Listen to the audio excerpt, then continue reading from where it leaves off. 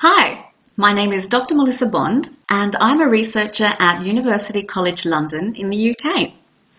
I'm here today to talk to you about one of my articles, revisiting 5 decades of educational technology research through an analysis of the British Journal of Educational Technology. That article was undertaken as part of my PhD by publication, and it was particularly looking at the question, what are the central research topics and issues related to educational technology?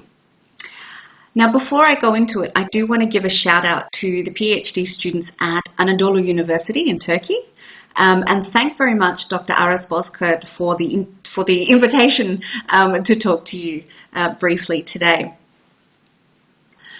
The undertaking of such meta-studies or reviews of journals is really vital to any field, really, as it allows a snapshot into the trends and patterns that develop across time within a particular field. It is also really important to be able to identify gaps in the literature, as well as to help develop theoretical understandings within a field. So this article that looked at the trends in educational technology across 50 years in BJET really found the key focus was on learning and students as the key concern, rather than the technology itself, which was quite an interesting finding.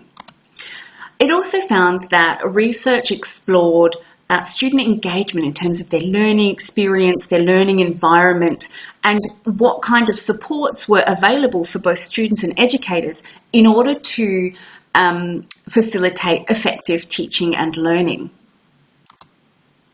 In terms of the key trends that I identified through my analysis, it was really interesting to see how endemic a number of these trends are in the sense that they're ongoing today. So, for example, the issues that we have with educators having access to professional development in terms of educational technology, but also the fact that they have such limited time to be able to upskill their skills and their knowledge.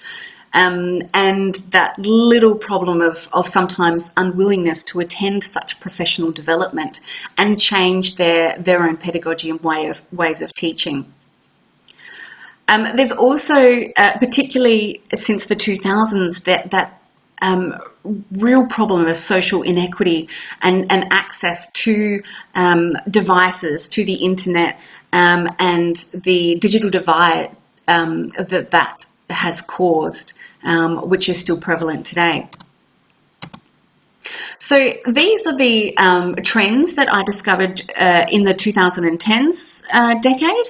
And in particular, we know that quite a few of these have continued as trends in this current decade now. So, for example, MOOCs, the role of social media, for example, open educational resources and learning analytics are major topics that are continuing on in this current decade.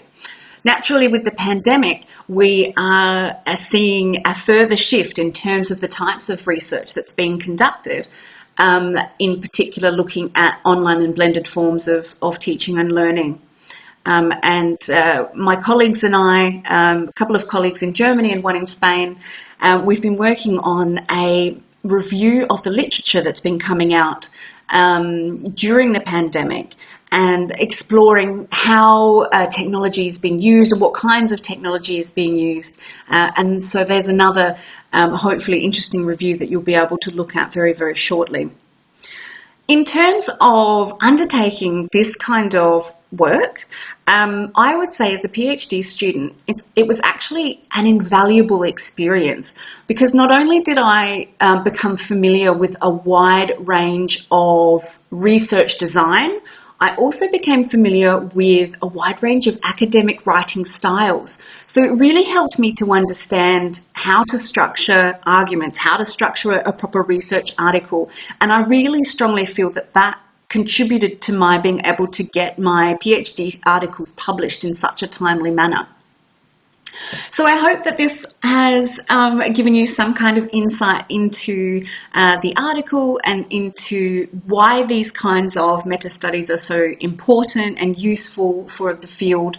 And I would invite you to ask me any questions that you might have. You are more than welcome to email me or contact me through Twitter. And I wish you all the very best. Thank you.